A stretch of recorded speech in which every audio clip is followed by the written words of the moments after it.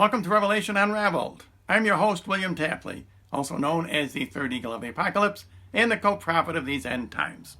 I have some breaking news for you, my Catholic subscribers especially, and this is from LifeSite News, and I'll show you the headline. I think you can see it. Cardinal Muller, who is the second in command, so to speak, in the Vatican, especially as far as doctrinal matters goes, has finally responded to Pope Francis' apostolic exhortation, Amoris Laetitia. And the news is not good for the false prophet. I think he is going to have to respond to what Cardinal Muller says. And I will just give you a very brief synopsis of this. And this is dated today, May 4th, 2:20 this afternoon. That's in the Western time. It's 12:20 Eastern time.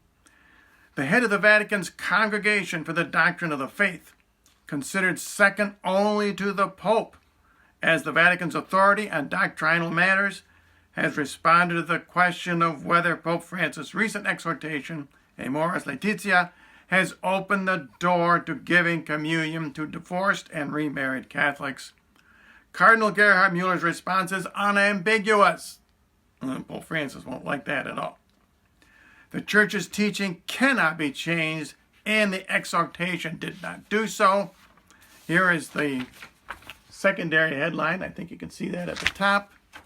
The clarification from Cardinal Muller on the much-debated footnote 351, the opposite of the Rosary 153, is likely to be the highest level clarification to come out of the Vatican.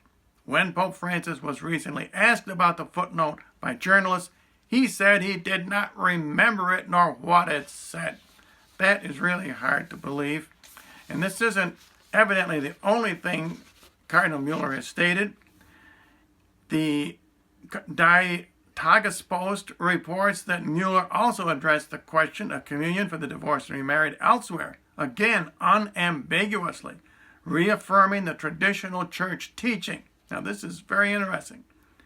The principle is that no one can really want to receive a sacrament, the Eucharist, without having at the same time the will to live according to the other sacraments, among them the sacrament of marriage.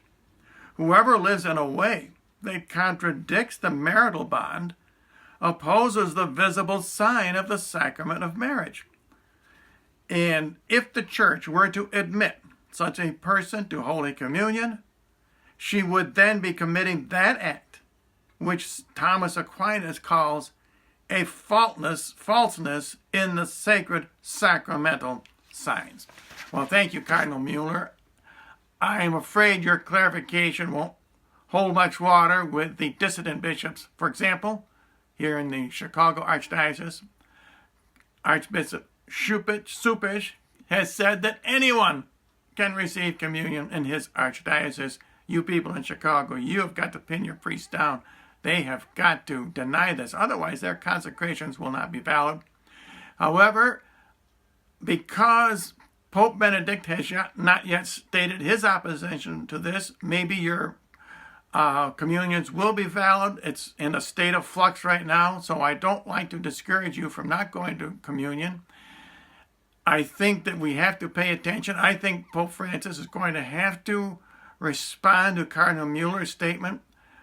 Other cardinals, for example, Cardinal Casper, they have said that Amoris Laetitia does allow communion for divorced and remarried. As I said, that will make all consecrations in the Catholic Church invalid because it will falsify the intent of the priests. So that's breaking news for today. I just wanted to keep you up to date on that. As always, if you would like to know more about my ministry here on YouTube, visit my thirdeaglemedia.com website.